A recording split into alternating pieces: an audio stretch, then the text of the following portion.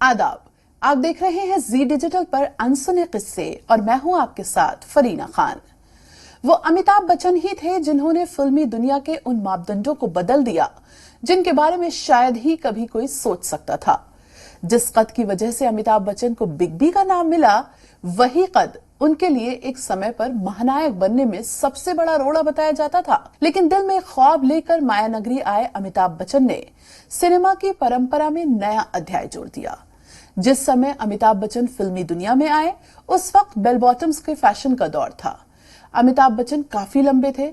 ऐसे में उस वक्त के ट्रेंड एनालिस्ट ने बिग बी को लंबाई को दोष बताया था। उन्हें लगा था कि कोई भी हीरोइन इतने लंबे हीरो के साथ जोड़ी बनाना नहीं चाहेगी।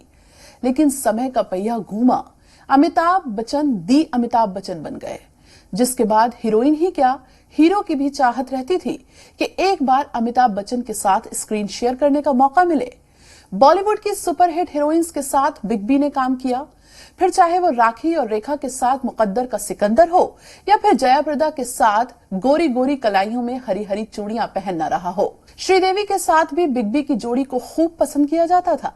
इसी तरह के वीडियोस के लिए आप देखते रहिए जी सलाम डिजिटल।